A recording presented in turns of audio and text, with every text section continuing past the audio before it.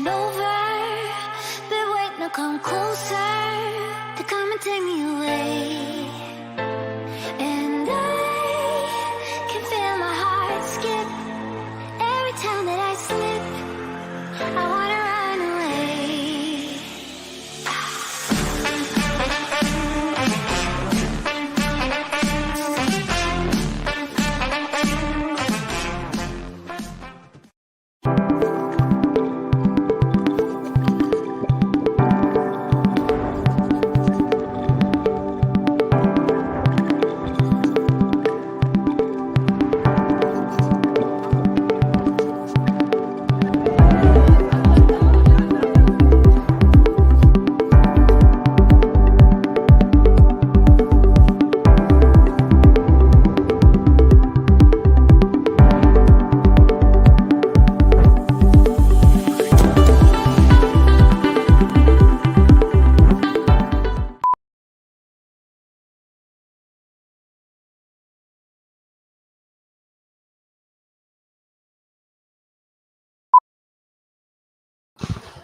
Everyone, just can I get some applause? I can just switch over to the live, please.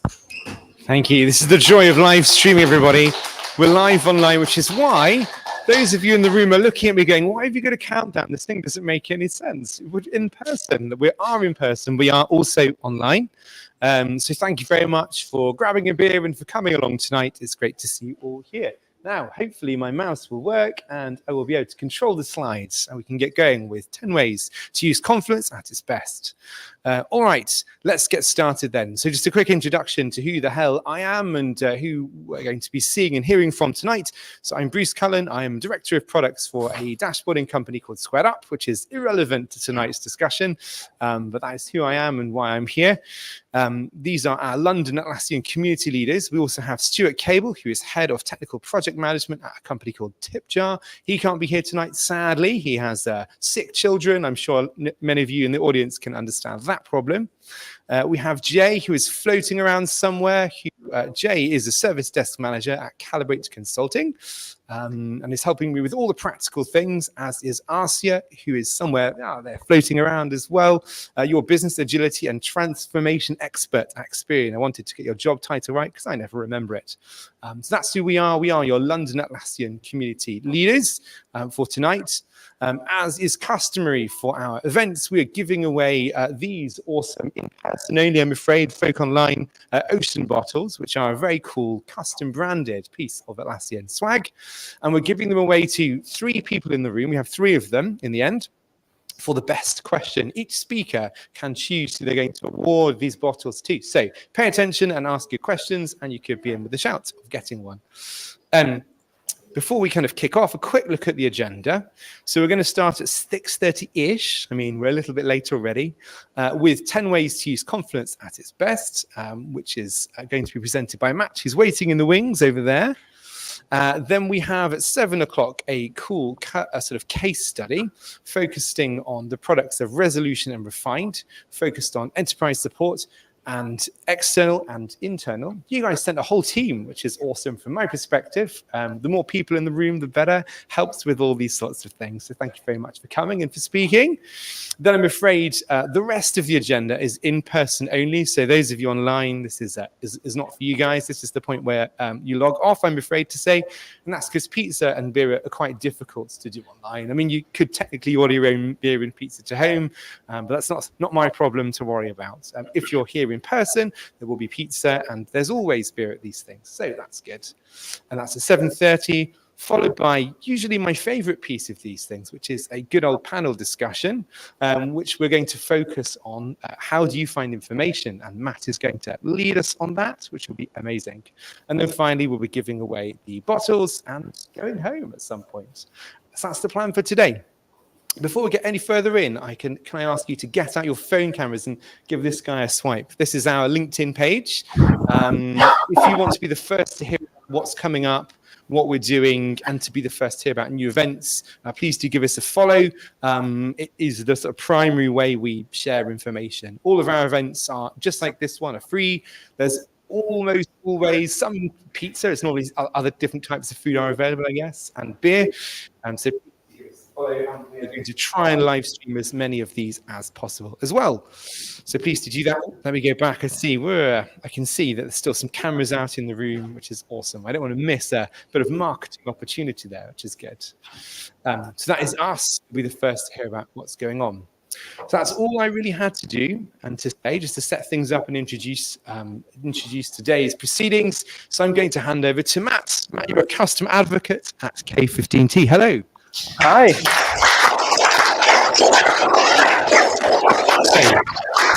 I'm going to hand over to Matt. Let me put your slides up on screen and get you to stand here so that this screen will capture you. All right. I'm going to try not to block it with my notes. Lovely. Hey, everybody. Hi there. I'm Matt with K15T, and we are going to talk about 10 ways to use Confluence at its best. And this is really important to me. If you have ever heard my voice or seen my face, you know I talk about this a lot because every day our teams are trying to do their best. And part of enabling them to do that is helping them use the tools they already have in the very best way possible. And when it comes to Confluence, there are buckets of features that I could talk about, and I would if Bruce would give me more time. But if you check out K15T on YouTube, you will find that I have helped create over 100 hours of free educational content around how to use Confluence in the best way possible. So if you leave tonight and you're missing the sound of my voice, or you're curious to learn more, please like and subscribe. We have subscriber goals that I'm trying to meet. At K15T, our mission is to enable everyone to share their knowledge with their customers, their partners, their teammates, because we really believe that knowledge is representative of the best parts of humanity. We're super passionate to the point where I work on a team where all we do is share our knowledge with the world. We thought we should put our money where our mouths are. And frankly, tools like Confluence are really, really powerful, but we have to remember our teams have limited time, limited resources, limited budget, and limited care to give, right? If we hand them Confluence and we say, you can do this much with it, they're going to get about this much done with it. If we hand them Confluence and we say, here you go, they can do a lot more with it. And as it turns out, Confluence, just like the rest of us, has grown and changed over the last few years. And there's so much we can enable our teams to do with it. So let's talk about just 10 of those things we can do in Confluence to enable our teams. So first, I would start by saying, who knows what Confluence is? By show of hands. Okay. It's not a trick question. I'm remembering the skepticism. It's not a trick question, okay? But I would say, I used to tell people, oh, Confluence is this sort of like hosted knowledge management, company-wide wiki. If you've heard any of those terms, or you kind of threw up in your mouth a little bit, you've been around Confluence for a bit. Those are some very buzzy kind of words that go with it. But that's not all that Confluence is anymore. Because in the last 2 years, things have changed in Confluence in a really major way. So Atlassian has shifted to a cloud focus, which has enabled some very unique things when it comes to building a product. First of all, they can deploy features at scale. So we're not waiting for features to hit every year. They're rolling out all the time. If you are on the community, you are seeing those Confluence features hit and hit and hit and hit. They can deploy them as they're ready. They use a platform approach to development. So we have certain parts of Confluence that are actually using shared code that's also being used in Jira and Trello and other areas. So we see features that are much more powerful that stretch across the whole ecosystem. There are much easier to implement and more streamlined integration with the other SaaS tools that we're using. And they are introducing brand new use cases and features much more rapidly. So in the last 2 years, we've gotten Confluence whiteboards, Confluence automation, Atlassian Intelligence in Confluence, and Confluence databases. And the Confluence databases part is kind of a unique pride for K15T because that was actually an app that we created that was acquired by Atlassian and brought onto the platform because everybody deserves a good database. So those of us who are here are often the power users, we're the admins, we're the ones in budgetary talks.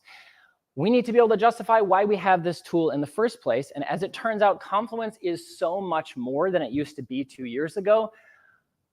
We've actually seen lots of instances where you can get rid of third-party tools that are no longer needed. So if you check out K15T's YouTube channel, you can see we have an entire playlist of use case videos where I created 5 videos on use cases where we've replaced tools with Confluence databases. So for event management or project management or directory management, you can build all of that just with Confluence databases. All of that content lives in Confluence. You don't need the third-party tools. I could go on, but let's talk about something else. How many people here know that you can select text and add an inline comment? Okay, right. This is generally the point in the talk where everybody's like, why is this person up here? Everybody knows how to do this, right? Not so much. So a couple of years ago, a product marketer from the Confluence team shared with us, much to our horror, that only 60% of Confluence users know that they can select text and add a comment. An absolute building block to the concept of collaboration. That means 40% of people are looking at Confluence and they're like, it's just this like ugly word processor kind of website thing where I have to go in and read stuff and get out of there as fast as I can. Why do we even have this tool?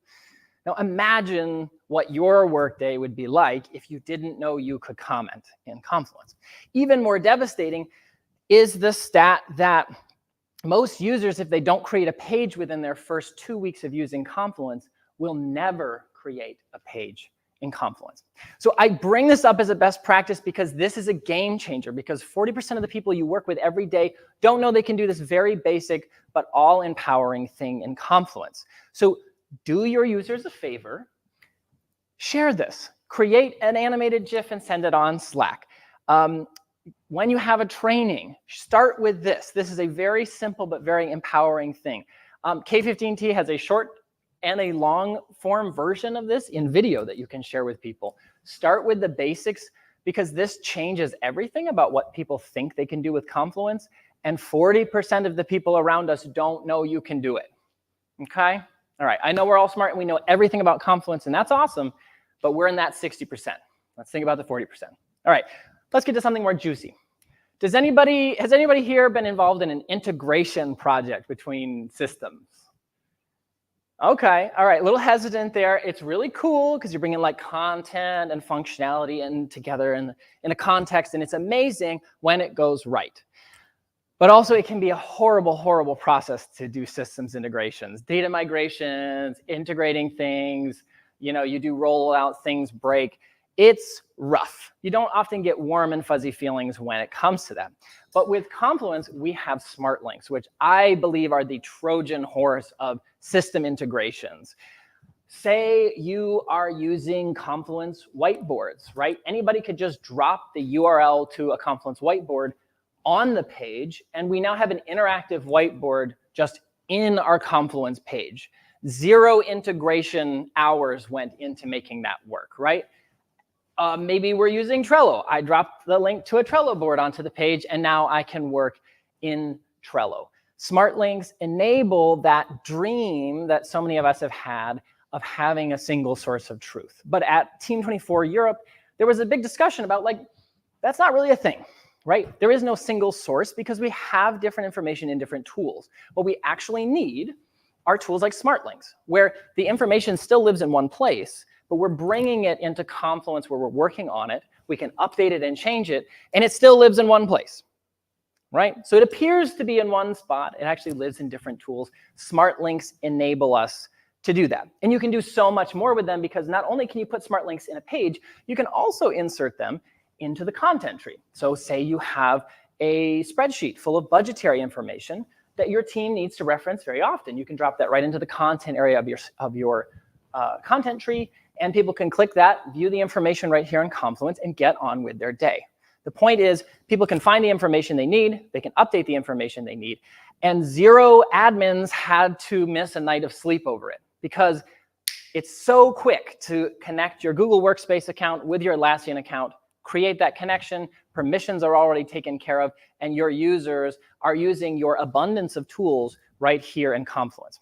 Another great use case is, say you go to K15T's YouTube channel and you find all of our great free videos and you want to put them in your onboarding plan, like many companies have told me they've done. You can just drop those YouTube links in a page and you all of a sudden have a library of playable videos right there in Confluence. So smart links are so powerful, and the list of tools that integrate with them continue to grow. And we've been copying and pasting links into tools forever. It's kind of nice to see them come alive and be the thing we actually want them to be, and not just like a gateway to that thing. So smart links are really cool for integrating tools outside of Confluence, but I would be remiss to not mention there are also apps created for Confluence, and they bring power right into Confluence, like the apps that we make at K15T or at Refined or at whatever that company that Bjorn works for. I can't remember the name. Oh yeah, that's the one. That's the one. We're friends. We're friends. We have fun. We have fun. I'm sorry, Bjorn. That was so cheap, but I had to. So, so at K15T, we make some really popular apps for content management in Confluence, for those teams managing things like product documentation or knowledge bases. We have tools for exporting content as like branded PDF documents or as whole websites. Refined also has a great tool for that. But one of the things that Confluence admins, this kind of sounds like a clickbait article. One thing that Confluence admins hate is the fact that apps can have the permission to touch a bunch of their data. And admins don't like that. And information security people really, really, really don't like that. There's all sorts of documentation from Atlassian on what apps can touch, and that makes admins very uncomfortable. Permissions are important when you're trying to pass things through strict security guidelines. And so, not incredibly cool, but incredibly cool, we have data security policies that we can utilize in Confluence. And part of those is the ability to control what apps can touch. So we can say, I want to create a rule here so that only people in the good software space can use a certain app, or I can even limit an app to certain users. And so, for example, with our apps at K15T, often product teams want to use our apps. And it's like, cool, you want to use it for your product documentation spaces. That's great. But then admins are like, wait a minute, the app is also in our finance space. I don't like that. Or our HR space. That makes me uncomfortable. It's cool. It's cool. With data security policies and app access permissions, admins can make sure that apps are only constricted to touch the things they ought to touch. Not that we were doing naughty things as developers, but information security people are really always worried about the worst. It's their whole job. So one thing I would encourage you to do is think about these for the apps you're currently using. Make sure that you're using these properly, but also think about apps that your users have requested in the past. Ones that were like, oh yeah, right on, that would be useful. We'll just pass that through info security team. And oh, they said no, sorry. Go ahead and re-review those apps with these security policies in mind, because InfoSec will be okay with the fact that, oh, you just want to use it for this use case in these spaces for these users. Okay, that actually does meet our policy. So go back to your users. You don't need to apologize. We're all learning. We all have new features. But review those apps again, because now you have better security control. So me saying I'm like super thrilled to be here and this is great and London is so cool is a little different than like, this is so nice to be here and London is such a beautiful city, right? Tone is very important. And when we are working with a tool like Confluence, where we can be working across the globe with different languages at different times with different cultural meanings for the same words, tone becomes a game changer. And that's where a premium feature like Atlassian Intelligence really comes into play. Atlassian Intelligence helps us sort of even the playing field with two simple prompts. One prompt being translate this content into this language. It's not going to give you the best translation ever, but that's really easy to pass to a coworker and say, would you just like review this rather than, would you translate this from scratch? You'll make a lot more friends. Or you can use the change tone prompt, which is really helpful for making sure that you're striking the right tone. And another thing that you can do here is maybe you're not familiar with the types of tones, the language that you're working in. has, because even English has many, many, many tones, hundreds of tones that you can strike. So you could say with Atlassian Intelligence, given the content that I wrote, what tone would you recommend that I use? Or give me 3 tones that I could use. And it will return, using these wonderful large language models, 3 different tones that you could use and why you might use one. And then you can just type back and say, OK, use positive professional, and it will rewrite your content with that specific tone. This is so important for enabling all of our teammates, no matter what language they're used to speaking at home, to be able to communicate well and not be afraid. And also, it will help that person who always writes those invites to your holiday party that sounds so flat, make the holiday party actually seem fun for once. If there's one thing that you cannot sleep on, it is automations for Confluence. I know it's a premium feature.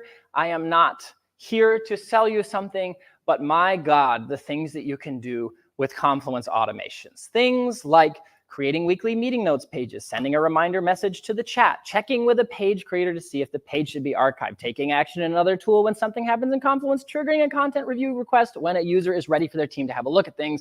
I could go on. All of these use cases might sound familiar to you because A, your team is already doing this stuff manually over and over and over again. B, maybe you've bought some little helper app off the marketplace that's enabling one of these use cases. Or C, maybe you're on some Jira issue somewhere raging at a Confluence product manager to just build this one thing that I need. We have the automations platform now. We can build these things ourselves. So the team behind automations is brilliant. Avi and the team are working on a brand new platform feature. That's why I mentioned this earlier. The code base is shared between automation for Jira and automation for Confluence. That's why they're able to roll things out so fast. That's why cloud technology is so powerful. This is one illustration of where AI and automation come together that blows my mind. There's one condition that we can use called the AI condition. You can see on the left, I've built a very simple workflow. When a page is published, use an AI condition. You don't have to show your hands because you might feel embarrassed about it, but I will attest to the fact that I have been the controlling space admin, where every time a page is published, I make sure, is the content good? And did they add the frickin' labels to the page? All right, did they add the labels that we all agreed we were going to add because labels are really important? Check out our video all about labels in Confluence to understand why they are so important. That was me. I would manually check every page. I would get a notification every time a page was created because I wanted to make sure the right labels were there. With AI in our workflows, it will do that for us. So in this AI condition, I have expressed, does the content of this page relate to the concept of payroll? Now notice, this is not looking for the word payroll because somebody might not have used the word payroll. Very few humans actually use that word. But we're using Atlassian Intelligence to scan the content of the page, and it is able to infer, oh yeah, they're talking about payroll here. And then I would add one more component there to add the label payroll to the page. I could branch this. I could have many different checks, and it would check to see, is this about HR? Is it about payroll? Is it maybe talking about product features that we're not supposed to talk about yet, right? That would be really important to say, hey, this is still confidential information. We can use these simple automations so every time a page is created, it is automatically tagged with the right labels. They actually just released a new addition to automation so it can actually insert content into a Confluence page. So if we do find a page that's about something confidential, we could insert a panel across the top of the page that says, this content is confidential, do not share externally, or our lawyers will beat you up, or however lawyers talk. I'm not a lawyer, just play one on TV. Please stop with the slide decks, I say as I'm standing in front of a slide deck. My team gets together every quarter. We have what is called Team Week. We all travel to our office in Stuttgart, Germany, and we present all of the work that we have done in the last quarter. And then 2 days later, we present the work we're going to do for the next quarter. It's fun, we celebrate, but at a time, we were using a slide tool manufactured by a very, very rich tech company who says they know how collaboration works, but they don't. Because people hated this. Because what ended up happening was teams would dump all of their information about what we all did into a Confluence page, and then one poor soul had to translate all of that into our slide tool. which then had syncing problems, save errors, old versions, all of this stuff. This was not working for us. So instead, we just started using presenter mode in Confluence, which is really like pretty good because like 80 to 90% of our presentations are just to our colleagues anyway. There are some important things like using dividing lines that will make presenter mode actually work because it's a bit fiddly if you've used it before. One of the powers here is we can add dynamic content like macros that are pulling information from Jira or YouTube videos, things that we couldn't put into our slide tool. And of course, when we jump into presentation mode, because we've added these different elements, it moves smoothly through our page. You can even use dark mode if you want to put people to sleep. It's really fun. One of the things that I would recommend here is look at things like columns on the page. So you can put items next to each other like we have here. You can also use text wrapping to wrap the text around images. Are you going to get Apple quality keynotes? No. But also, do you need that? Probably not. You really need to not spend so many hours in PowerPoint or Keynote preparing these when you could just work off of the Confluence page that your whole team can collaborate on. Someday I'll make a video about that. Like and subscribe. Public access, we have so many ways to share the valuable content that we have in Confluence, and I want to talk about all of those things because ultimately our knowledge is not useful if we're not sharing it outside with the users and partners and parents who need that information. So the first option we have in Confluence is guest access, which is for every one paid Confluence user you have, you can invite 5 guests to a single space. And in that space, they can work with pages. They can edit content in pages. I think they can create and delete pages, but they're not able to do anything else. They can't create spaces. They can't export all the data. It's okay, admins, calm down. I see those smiles or those frowns. I see the pitchforks. It's okay. Guest access is a really great option for working with partners and customers that you want to collaborate on things with in a very limited setting, a single space setting. Another option you have are public links. So public links are really helpful for those situations where maybe somebody on a support team wants to share sort of a one-off how-to article that someone has created. So first, admins, you have to enable this feature. And then when someone uses the share menu, they have the option to say if the URL should be publicly accessible. That means publicly accessible to the internet. That does not mean Google will index it. Google will not. But you can grab that link, throw it in the support ticket, and then someone gets this kind of like very simple read-only version of the page. One thing that is really important to know, though, is if you have any macros in there that are pulling content from Jira or from Google Sheets, they're not going to see that content because they don't have permission to see that content. So you do have to be aware of that. But it's great for sharing like simple one-off pages, which is sometimes exactly what you need. Another option you have is anonymous access. So you can share the contents of an entire space by enabling anonymous access. This is a really incredible demo because enabling the permissions is really just not a beautiful thing to watch.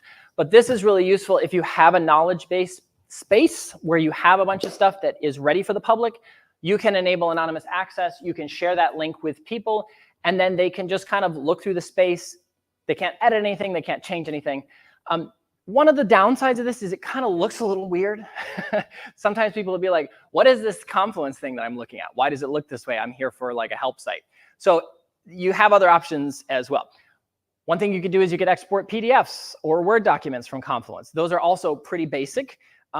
My team makes an app called Scroll PDF Exporter. So with that, you can create fully like customized documents. If you want to have fancy headers and footers and all that stuff, you can use an app like that. Here's a fancy PDF. Ooh, PDF, so cool.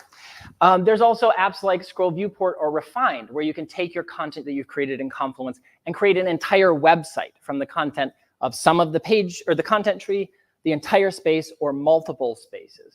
In fact, we just launched AI-powered search in Scroll Viewport, so you can go, anybody could go to your help site and just talk to the chat there and find the information they need. The goal is don't let your valuable information rot in Confluence.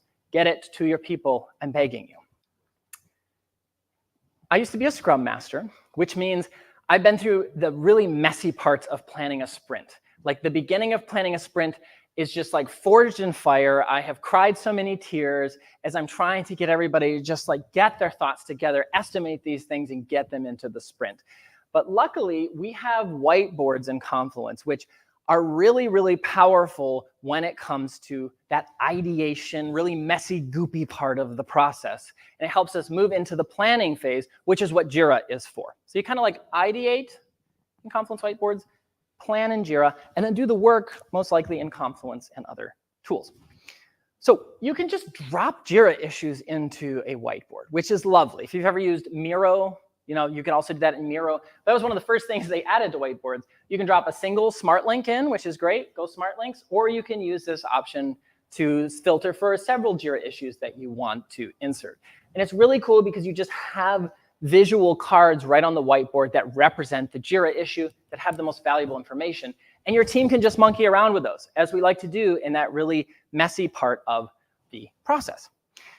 You can also link Jira issues. So this is really important when you're planning a sprint to say, hey, this issue blocks this issue. So you can draw lines. You can say, this one blocks this one, and that's going to update Jira. Right? It looks really simple here, but that will save you so many problems down the road because you actually thought about dependencies when you were planning things. By the way, this is a premium feature. You will not get this on basic whiteboards. Also a premium feature, you can take action in Jira with smart sections. So you can create sections in a whiteboard. In this section, I've set it so that when something is put in it, it will change the sprint value to this particular sprint. And now my team can just drag Jira issues into that section, and they are immediately assigned that sprint, which is great. I don't have to do it as a Scrum Master. I could come and update this other section and assign issues to a different sprint. And all of a sudden, very quickly, I have created this ad hoc, really visual tool for my team to very quickly do capacity planning. They don't have to focus on updating fields in Jira. We can instead focus on estimating, getting that gut feeling for, okay, these are the things that we might put in the sprints. Does this feel right? And by the way, you can update any Jira issue fields with smart sections. Pretty cool.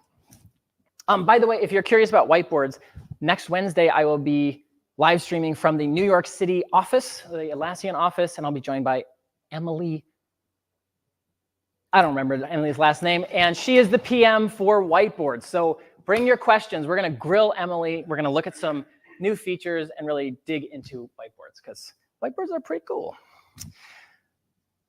Friends, I've gathered you all here because I've seen your mega table. I know you're really proud of it. I know it's really big and it has a lot of great information in it, but everyone has come to me and we all agree that we all hate it and we don't want to use it anymore. I'm so sorry to tell you this, but the scrolling has gotten out of hand. No one can find the information they're looking for. It doesn't matter if the header scrolls down when people do. It's just too much, but it's okay because we have a solution, friends, because we have Confluence databases. Databases exist to keep track of all those small, very important pieces of information that we've been dumping in Megatable. And don't worry, they still look like Megatables, so you'll feel very comfortable, okay? I've been there, done that. It's okay, friends. We can make this jump together. The one thing about databases is when compared to tables full of stuff, they're just kind of like better in every way. Like, for example, there are field types. So you can configure each field to have a certain formatting or a certain type of data in it, which both controls the quality of the data that goes into that field, but also just makes data entry much faster. Like that first field, those are page links. So those link to Confluence pages. This is a file field, and this is a date field. You can see how the content formatting is controlled. You can also filter the content, so you can only show those things that matter, because not everybody wants to see all the data. So we're going to filter to show those sessions that are given by Erica. Wow, that's a lot easier to look at. We can also hide some fields because not all of these fields matter in the context that people are looking in. So we're just going to hide some of this stuff so people can see just the information that matters. Don't worry, all the data's still there, okay? Megatable's just hiding. People don't care. The nice thing is we can take any of those useful views and save them in databases. Here's a card view representing the same content. Here's a card view with images. And what we do with these views is we grab the smart links from them and we could drop them into a blog post, for example. where we share an update on how an event is going. And we can share all of the content from our database live on this page. What's really powerful is these are all interactive and always up to date. So if some diva speaker calls in a week later and says, I want to change my session time, never done that before, by the way, anybody who looks at this blog in a week, they're going to see the updated information. These are not static tables. They update when the database updates. Super, super powerful. Also, you can connect databases, which is very powerful. So my sessions database connects to the conference database, where I keep track of all the different conferences that we're planning. It also connects to the speakers database, so I can pull in all of the speaker information. These connections between databases are so incredibly powerful. I was talking with an Atlassian last week in Barcelona about all the things they're doing in the client success organization with databases and how she is just loving these connections between databases. You can build robust systems like for event management or directory management. Again, check out our use case playlist on our on K15T's YouTube, because there's so many great examples of stuff we've created just by linking databases. Also, you can display information from Jira in your databases. It's read-only. Calm down, just read-only. But it's really powerful sometimes to show a bunch of Confluence pages with the Jira issues that relate to them and the description and the status of those Jira issues. You can display those all in databases. Also, unlike Megatable, which could be messed up by anybody's cat running across the keyboard, there's proper permissions on databases. So you could just say, no, only the event management team can tamper with the content in this database. Everybody else can just view it, which is, just nice. So these are just 10 things that you can do to get the best of Confluence. There is so much more. And I could keep talking, but I don't have to. You could go to our YouTube channel. There's literal free content. I'm begging you, go check it out. We also have written versions of so many guides if you're one of the 1/3 of people that want to read about Confluence best practices. We also have a weekly Confluence newsletter. We just sent out the 50th. Wow, 50th of those. I just wrote the 51st. No spam, 5 minutes, learn the latest of Confluence. I think next week we're talking about, I just wrote it. I don't remember. You can learn a lot from our content. Please do. We want everyone to share their knowledge and information. But first, do you have any questions? And just to reiterate, the best question gets one of these water bottles. And we're so good that even me with my very picky taste, I have one of these. So they're really beautiful bottles. Yeah, they're very nice. So question. Yeah. Are there any questions? I'll come around with the mic. So yeah, we do online and get the benefit. Doesn't make any difference in the room at all, though. Hello. Yep, it is. Yeah. Okay.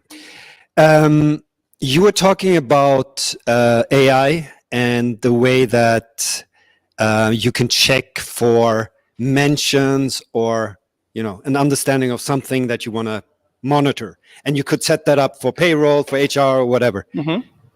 Would it be possible, instead of setting up those different things, just to say, "Tell me what it's about," and label it as such, instead of setting up different questions and asking it, which is a bit more automated, I would say. It is.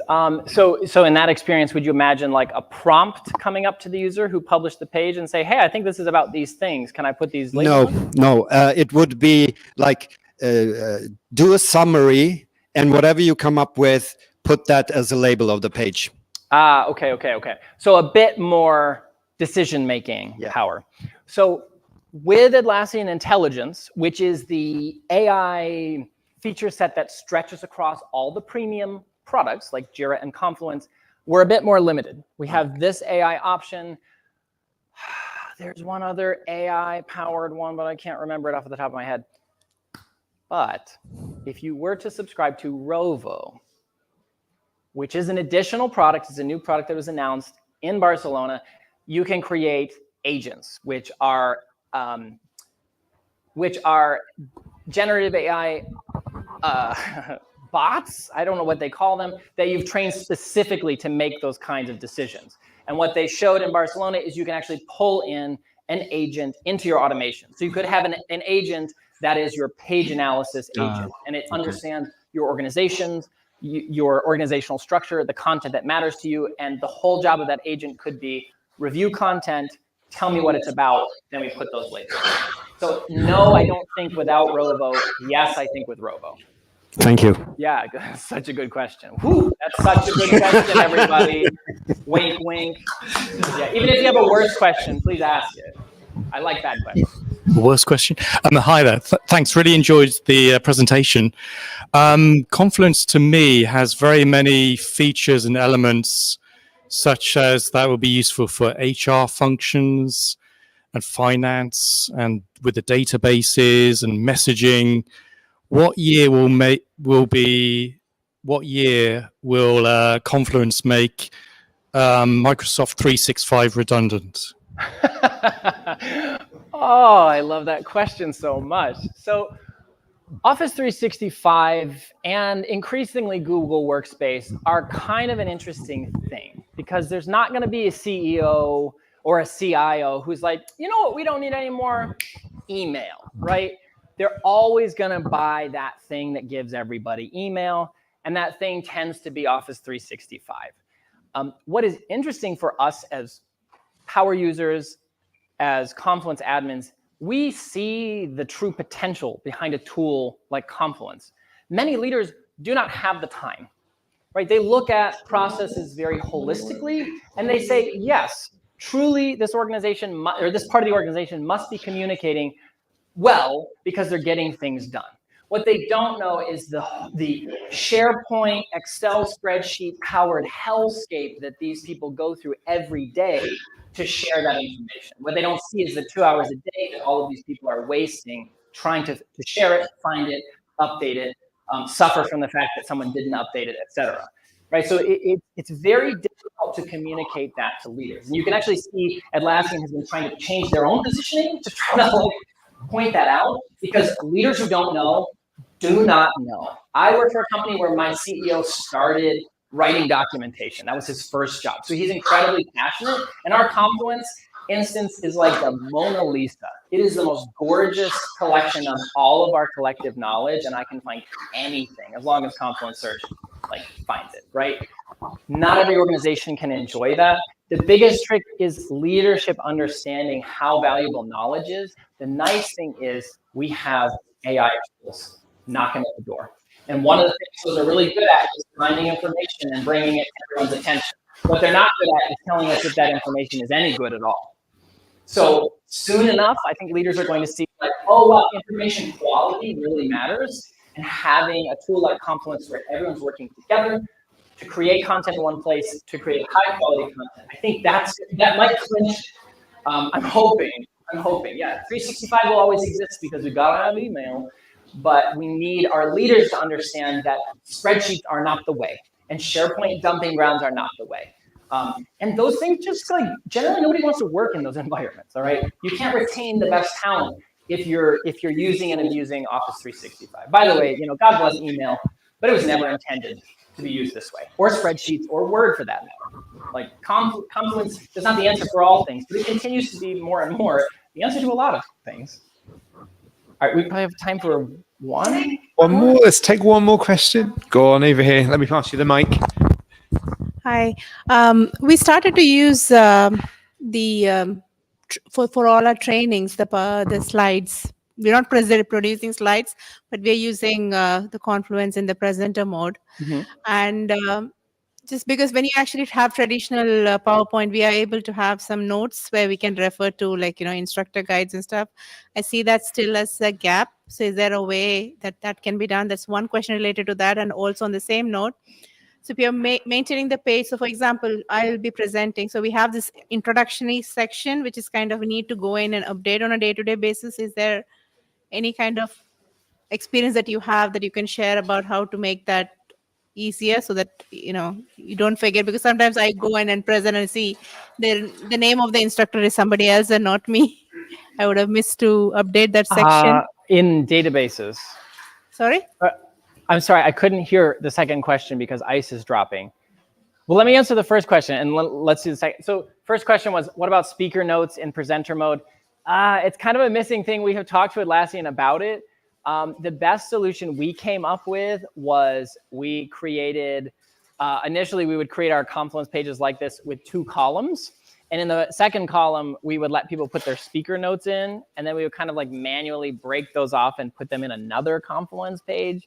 And it's very inelegant, but it works. So yeah, in a situation where you need lots of speaker notes, it's not the most elegant solution at the moment.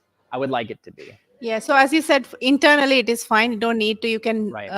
have an informal thing, but when you are training on a particular topic to a customer, then you need to have some kind of structure thing for us to review. So I was finding that as a bit of a gap. Yeah, it's a bit lacking. I kind of think there's an app in the marketplace where you can export Confluence content to PowerPoint slides. Does anybody know?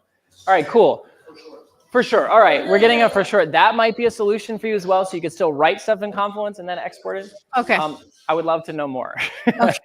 And then your Second was like some sections within the content needs to be varying depending on who is presenting, or maybe depending on the customer use case or things like that. So is there anything that you would recommend to keep some varying section within the content itself?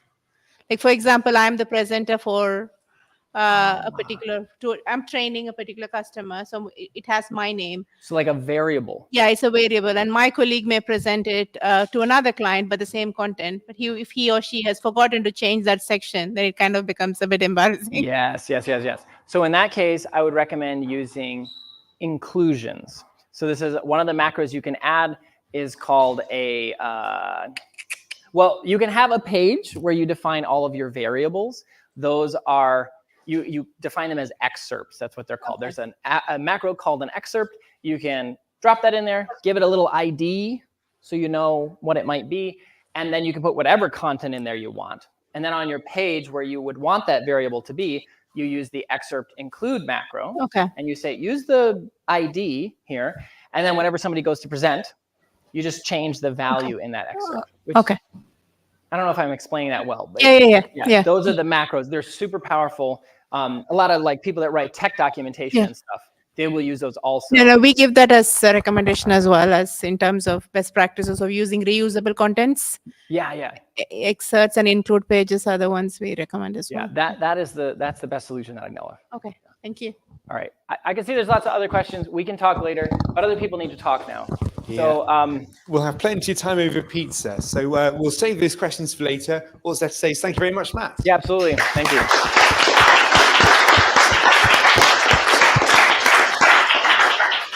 All right. If I seamlessly transition over here. And next up, we have a sort of more customer use case focused speech from you guys. I'm going to give you the mic. And I'm going to fiddle with the slides in the background. I'll let you guys introduce yourselves. I'll give you different slides. More seamless that way. Thanks a lot, Bruce. That was a really good session, Matt. And I realized while listening to you, I'm one of the space admins that gets really mad when people don't use the right labels. I learned 4 new things. Yeah. So I'm not a Confluence Power user, but I definitely learned 4 new things. Cool. While we get the slide set up, people might be wondering why we have these cool T-shirts on. So we're all from different marketplace partners. We have Refined, Resolution, Elements, EasyBI. And we've teamed up post Team 24 Europe to do a series of events around Europe where we're showcasing joint use cases built with our different apps. So we're going to show you one of those now. Thank you. That's good. So my name is Raj. I work at Refined. We make site building and user experience apps for Confluence and JSM. I have the absolute pleasure again to be presenting with Björn from Resolution. Thank you very much. Björn, I'm co-CEO at Resolution. We have 46 apps in the marketplace, definitely too much. But we focus just on 3 today from our side. So is one of those apps Confluence to PowerPoint exporter? No, we don't have it yet. It's maybe number 47. So thanks for that. 47, coming up soon. 10% is fine for you? Cheers. Okay, perfect. Cool. But yeah, so what we're going to show you today is a use case that we've built together, enhancing service management and customer support how knowledge is shared to users that need to see it. So a very good segue from what Matt shared before. For this use case, we're also going to show how internal teams can work more efficiently using apps from Resolution, ECBI, and Elements. So in total in this, we have, let's see, how many different apps? Refined Sites for Confluence, Refined Sites for JSM, Out of Office for Jira, Translation for JSM, HubSpot for Jira, Elements Connect, ECBI for Jira. Yes? Good. I was sure I was going to Very mess good. that part up. So your human marketplace search. Yeah, pretty much. Okay, cool. But let's get right into it. So let's talk for a second about service management. Obviously, there's lots of tools for this out there, but we're talking very much about JSM. What makes JSM stand out as a service management tool? Well, the most key answer to this is aligning teams on the same platform. You probably have your product development teams working in Jira already. You have knowledge in Confluence, as Matt shared before. With JSM, you're able to align service management aspects internally and externally on the same platform. Great example of this. A customer reports a bug. This comes via JSM. It's so easy to link this to a Jira ticket where this is being fixed. Documentation for that fix being sent to Confluence. Set up some automations. It becomes seamless to communicate internally and externally. You can set up JSM fairly easily. And then if you need to customize it beyond what out-of-the-box offers, that's where the marketplace comes in, and beyond 47 apps, plus the rest of our apps. So we're going to show you a fictional customer called Octo with real problems. Octo is making networking software. They have operations across the world, and they have customers across the world. Heavily investing in the Atlassian platform for the way that they work. Product teams working in Jira, and then they have JSM for customer support portals and all their internal services. Confluence, heavy usage again. They've got product documentation in here. Teams are collaborating on spaces. They have their internal policies and employee handbooks. Basically, anything that an organization would need to have documented somewhere, it's in Confluence. Probably also a bunch of mega tables in there. But as always, in an organization, you have different stakeholders. Different stakeholders have different needs. So let's take a look at Steve from support and what Steve needs from the Atlassian platform. Obviously, as an employee at Octo, he needs access to the internal policies that affect him as an employee, access to team spaces so he can figure out what people are working on and how this affects his stakeholders. And then he needs to serve Octo's customers with documentation and with pathways to support. He also needs to ensure that his teams are working in efficient ways behind the scenes. But then we take another stakeholder, same organization, slightly different set of needs. The head of people need clear communication to the Octo staff, regardless of where in the world they're working and what policies apply to them. They want to make sure that staff can self-serve, but also when they need to reach out, that requests are created in the right place. So these are two of many stakeholders, both of them going to the Atlassian admin saying, hey, we need the JSM portal customized in this specific way for our stakeholder. Steve wants this customized for external customers. Hannah wants this for internal staff. And same thing on Confluence. Steve wants this optimized for product documentation. Hannah wants this optimized for internal policies. How do you fix this as the Atlassian admin? Obviously, you go to the marketplace. And then you have a choice of really great apps that you can choose to manage and meet your audience expectations. Scroll Viewport, great example of how to serve documentation. In this example, they go for refined sites for Confluence and JSM to be able to manage these content sources together. And here's how it works then conceptually. They have the Atlassian cloud integrating with the refined cloud via these two integration apps. And then on the refined cloud, the Atlassian admin is able to build out 3 separate sites to solve the needs of the stakeholders we've looked at. He's able to build a help center targeted towards the external customers, 2 separate intranet sites targeted towards 2 different sets of employees working in different locations. And here's the best part. The Atlassian admin can assign admin responsibilities on each of these sites individually. So Steve can take charge of the help center, fully customize how he wants to serve content on this site to his stakeholders, and the same for the internal sites. Less work for the Atlassian admin. Yay. So essentially, some of the benefits that they're seeing from using this solution: enhanced navigation, allowing users to easily access what they need to access on these sites. Rather than searching through the entire Confluence and all the spaces an internal user, for example, would have access to, they're able to have a more customized intranet experience, only including spaces and projects that are needed in the context of that site. These spaces can then be grouped together in what we call the site builder, which then translates into an easy navigation experience on the website itself.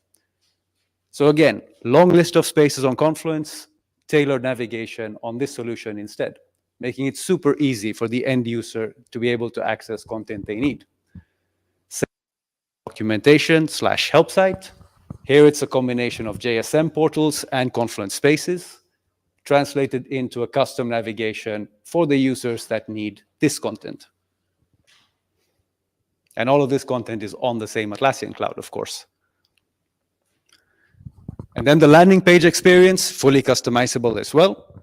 So they're able to add content that makes sense in the context of that site for those users.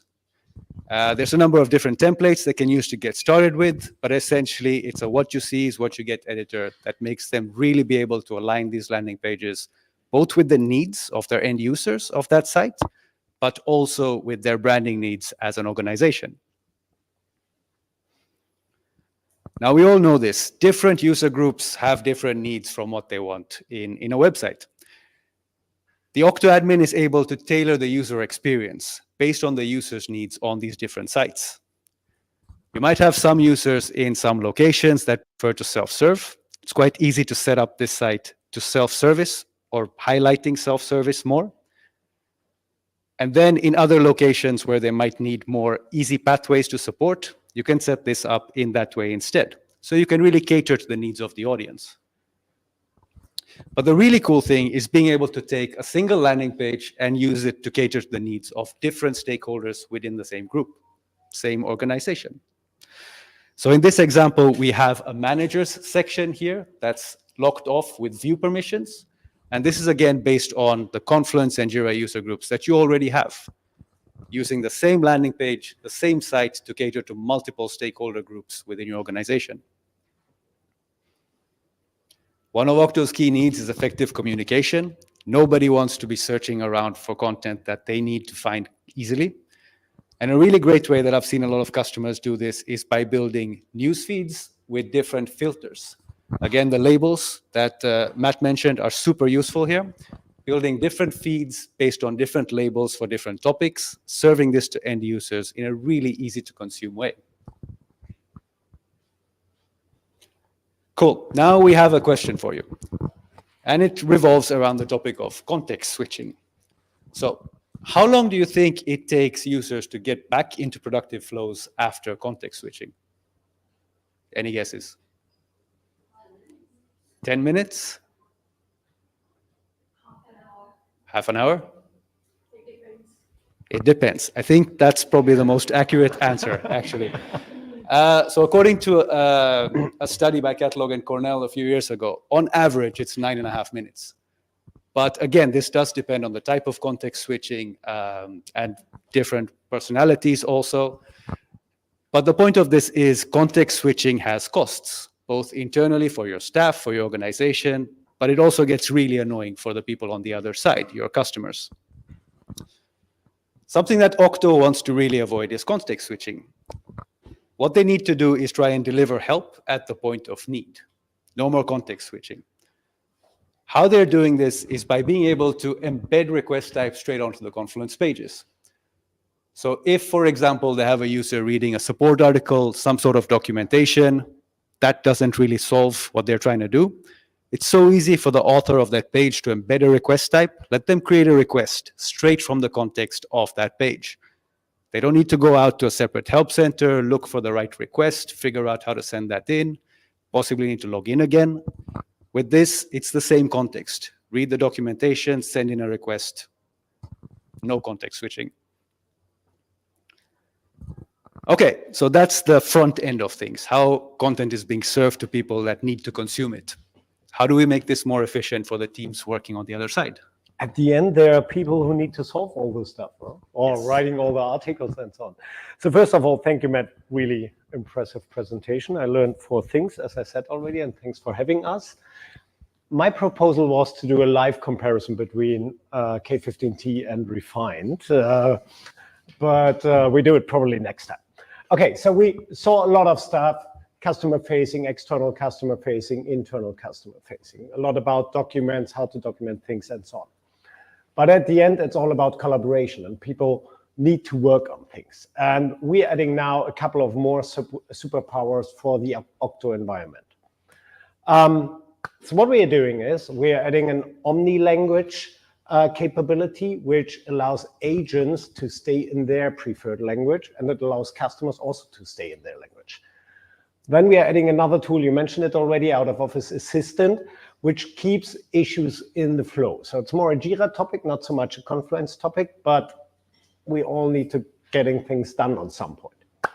And the last point is we are adding a connection to another production system, in this case, HubSpot, because Confluence, Jira, and so on, it comes from a tech world, it comes from the DevOps part, but we are connecting more and more to business teams, marketing teams, sales teams.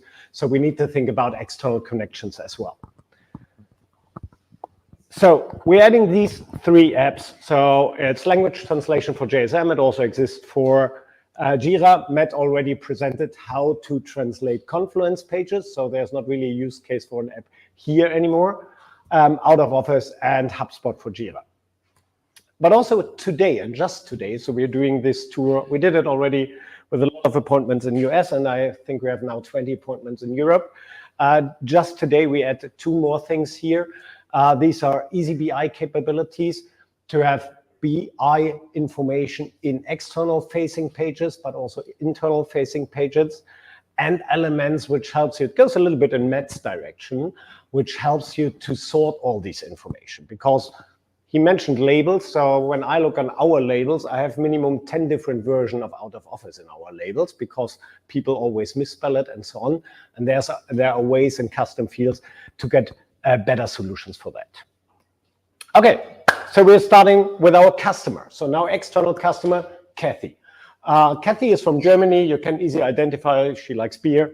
But it's the same in UK. So we had already a short pub visit at 5. So it's here the same. But Kathy relies on consuming support in their own language. And we have again Steve. Steve is a poor guy, the only support agent at Octo. He needs to handle all the tickets. Before we jump in it, and I mean, in UK, you have a little bit the benefit that everybody in the world needs to speak your language. That's really cool. We did a survey with customers in Germany, and we asked 2,000 random customers how they feel when they need to open a support ticket in English. And 37% are fine with that. But over 60% are somewhere between okay and no, I will not do it. So what does it mean for your organization? 60% of your customers are already pissed off before they open a support ticket. And they probably don't do it. I worked in a previous organization with 4,000 employees. In Germany, it was always funny. IT service department was in UK and United States. So all the German guys had broken laptops and so on because they all avoided to open a support ticket to ask all the questions. So the good point is, and this is a little bit the second graph, as younger your customers are, they accept all these automated translations. This is, by the way, done 3 years ago. So it was pre-ChatGPT, pre-AI, and so on, and just these creepy Google Translate translations, which are amazing nowadays. Yeah, so by the way, who's getting a little bit which style we are using here? So we have shirts, it looks like a band. So which band we are? Perfect, thank you very much. That's probably a water bottle, I don't know yet. But okay, so let's do a little bit live demo. So Raj using videos, I'm using live demos. So let's jump into it. So I'm Cassie now. So Cassie, we said, is consuming content in her preferred language, in this case, German. So it means Cassie has at the moment a problem with the Zoom licenses. She found at Octo the article, which is a Confluence article, and the customer-facing part is refined. And on some point in step number 2, it says, okay, please contact support. And Raj explained it already. We want to avoid context switching here. So what we allow Kathy is to open a support ticket direct from this page. But what happens now? I read an article in German. What is the classic reaction from Kathy? Open the support ticket in German. You're absolutely right. So Cassie is well prepared with her messages, just for not stealing your time. So here's a German message, and I have a Zoom Lizenzproblem. It's relatively similar in German. And I open the ticket. So now I'm switching the persona. Now I'm Steve. Steve is working as an agent on the service desk. He refreshes the page and he's getting a new ticket. So he can guess what it's here. Yeah, so that's not so complicated. But for the text, it would be challenging. But here's where the first app kicks in. So what we are doing is we're translating the whole description. First of all, we detect the language of the customer, and then we're translating the whole description to Steve's language. So it means we set up a language per project. You can have 190 incoming languages. They are translated to your languages, what the agents speak. So now Steve needs to answer. So in this case, he used a functionality #translate. And Matt also mentioned automations for Confluence. Automations for Jira also exist. This is really cool. You can do now these automatic messages. Yeah, we got your ticket, blah, blah, blah. We will help you soon. You can do it with the Jira automation in over 190 languages if you want to do it. So #translate, also Steve is well prepared. He's now saying, okay, I will check the stuff. So after roughly a second, our app detects Steve message, detects a #translate, and translate this to Kathy. So means, what does Kathy experience? I think we need to refresh here as well. So Kathy sees, perfect, Steve answered already. And for Kathy, it looks like fully transparent. Okay, answer in German. A little bit weird is a prost at the end, yeah, so that's cheers. But okay, Kathy likes beer. So now Steve is more in the mood, okay, let's check the message, because that was a classic answer, yeah, I will solve it for you. But now Cassie said something with, I have problem with the Zoom licenses on iOS 17. So, and that's all about information sharing. You explained a lot about this. So it is key. And in this case, Steve knows that dashboards in the organization exist. And we are now going a little bit in the easy BI world, where Steve has access to all the development projects at the moment. So, and yes, the only anchor point is iOS 17. So means what Steve is doing, he's just checking here a dashboard for the actual sprint and what is planned for the next release. He sees, okay, there's a couple of things in iOS 17. And when he clicks on it, he can see these issues are in it. And there are 2 things about Zoom licenses. So it means EasyBI helps to sort somehow a lot of data in dashboards in these, you know it from classic BI systems, that users don't need to search a long time. So now Steve is a little bit interested, okay, what's going on here? We have really a proper description. This is in most of the Jira not the case. So he can consume it now completely. And what kicks in addition here is the Elements app. So it means what the development team is doing here for sorting the app for all the different operation systems and so on, and to avoid all the mess on labels, what you have with misspelled labels, is the Elements Connect app. So in Elements Connect, you can create additional custom fields, and they can follow a logic. So it means when you have iOS 17, then you have somehow a list which is just aligned to iOS 17. When you go to something else with Android here, for example, this list changed, and I can add more information about it. So it means you're getting the idea is make it easy for the user to select the first starting point, but then I limit the user on all the possibilities, because that's on all these information. It's always bad when the information is wrong or misspelled because then nobody can find it or it's useless. Good. Back to Steve. So Steve understood now this stuff and so on. But Steve has now, or Steve won't now go to the pub, and we are going back to our initial ticket, and somebody need to work on it.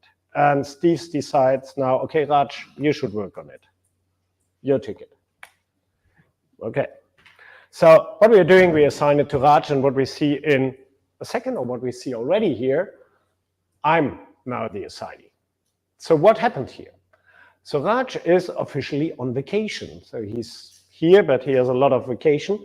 So our second app kicked in. So out of office assistant. So relatively easy. You know it from Outlook, you know it from Gmail. When you are not available, you set up your absence assistant, and there are somehow automated mails.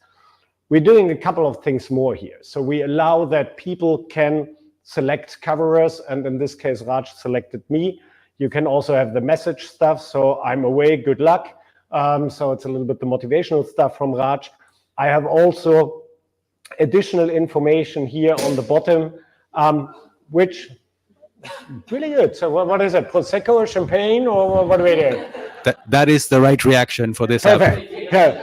Yeah, Björn is doing the work. Perfect. Okay, good. So you can also see before you select, I want to assign it to Raj, you get also an idea who's available. It's relatively lame in this project. We are just 2 people in this project, but you get the idea that normally you can see more people here. Out of office assistant allows that issues are not stuck somewhere in the workflow because a person is not available. That's interesting on JSM. It's also super interesting on Jira.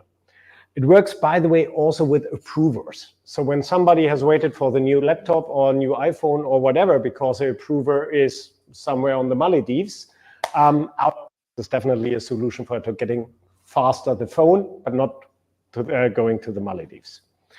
Good. Okay, I need to solve it now. So, and I worked in the past in sales, so and I want to include now my sales team in the ticket. So I know that Kathy is an important customer. So she loves beer. So means somehow I need to form the sales team. What I'm doing now, our sales team is working in HubSpot, and I link simple a HubSpot object to the ticket. So I'm searching for the name here. So Kathy is not a deal, she is a contact. And as Steve, I can find now HubSpot information. Without, and we are again about context switching. Yeah, normally I need to go now to HubSpot. I need to have a license. I had an onboarding, a training. HubSpot is also changing a lot. No, we're doing it super easy here for Steve.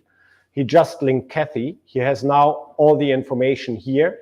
He can select off 180 additional data points, which are coming from HubSpot, and this allows him to individualize his view for maybe seeing important upcoming deals and so on. So it means Steve get a lot more information like the phone number from Kathy or where she is based. But also the salesperson in HubSpot is informed about the new ticket. Because when Steve linked the ticket, we also link it somewhere here. You see already I'm not a super powerful HubSpot user. I have already the ticket here. And this allows me as a salesperson now, first of all, to realize, oh, my important customer has a support issue at the moment. But I can also consume the complete conversation here. And I have also the capability to add comments to the conversation that Steve is informed about. Hey, I have an appointment tomorrow with Casey. It would be great when you can fix a Zoom license problem till tomorrow that my appointment is successful. So also here, avoid context switching. We want that users can stay in their system. So you said a lot about Confluence has 10,000 of functionalities. So there's enough to learn in Confluence. There's enough to learn in Jira. So when I now add Steve an additional task, hey, learn a little bit about HubSpot, there's potentially a classic buffer overflow. So that's what we're doing here. That these are 3 additional superpowers today with 2 more, Elements Connect and EasyBI. And I would say, Raj, you can sum it up now, huh? Yes, definitely. Perfect. So before I sum it up, pop quiz. Which persona is Björn now? Steve, Kathy, No Björn? Steve, Kathy, the salesperson. They don't have a name for the salesperson, huh? We need to fix a name for the salesperson. That's a topic for later on. Essentially, this was an example of how you can serve content to users that need to see it in ways that make sense for them, but then also ensure that your teams are working as efficiently as they can without context switching. And essentially getting more value out of the Atlassian tooling, which is already super powerful, by adding extra superpowers on it. That's it. Do you have any questions for us? Remember, we have the bottles to give away, so please have questions. Not at the moment. Not at the moment. Possibly going forward, but currently, yes, it's very new, so we haven't put any development on that just yet. The biggest problem for marketplace vendors with Rovo is that marketplace vendors need to rebuild all the functionalities from Rovo. So from a vendor perspective, Rovo doesn't exist really. So you have the large language model, but Rovo has no access to anything. So means reading an issue, reading a Confluence page, creating an issue or updating are functionalities which the marketplace vendor need to create by themselves. It makes somehow sense from an Atlassian perspective. It's a lot of work for the vendors, and by the way, also for customers. So when customers create their own agents, they will face the same issue when they're going really in the development creation of agents. And we are relatively sure it will change in the next couple of months that Atlassian open it up a little bit. But it makes sense from a security perspective. Yeah, when you install an app with a Rovo agent, and this Rovo agent has access to the whole Confluence instant and Jira, and perfect, the resolution app out of Office can now read all the non-released secrets. That would be a bigger mess. So. Thank you. Does it work with any database in background? Which of the solutions? Yes, which part? All? Any solution. Yeah. In general. So refined? Yes, I mean, refined is basically showing what you have in Confluence and JSM already. So I don't think that's super relevant for us since it's Confluence content that's being served. Yeah. The language translation stuff is using Google Translate in the background. So not really a database. We're not storing the translations and so on, but we're using the API. That had the benefit it's getting better every day. So the HubSpot stuff is using a database just with linking the objects. So we are not reading the content. We are just knowing an issue ID and a HubSpot object ID. And the out-of-office stuff has a small database for storing all the out-of-office rules. So somewhere we need to store that Raj is 20 times per year on vacation. So that's what we're storing there. But you can also connect other things on out-of-office. For example, you can connect Tempo, you can connect Outlook, you can connect your HR system via API. So this allows you to automate more the flow of who's not available. And I think for EasyBI, I mean, you have an amazing data set concept. Yes. There's a funny story. I have a huge database about marketplace app data and so on. We are storing this data since 5 years, the whole marketplace, how the installs and so on going. So it was too big for Google, for the Google BI system. Oh, wow. It was too big for our other BI system, but EasyBI solved it somehow. So, so they have a separate database, what they use, and Elements as well. Yeah, Elements Connect is basically querying external databases and even internal Jira databases. So if you have Jira assets, Elements Connect can just pull the data from Jira assets. That's what you saw on the screen. But we could query like, Salesforce, we can query CMDB as long as we have a API, basically. Just want to comment about EasyBI. EasyBI aggregates the data in a separate data cube, so you can create really quick reports. And in this data cube, you can extend it with additional data from any different databases and also even a REST API endpoint. So yeah, that would be the comment.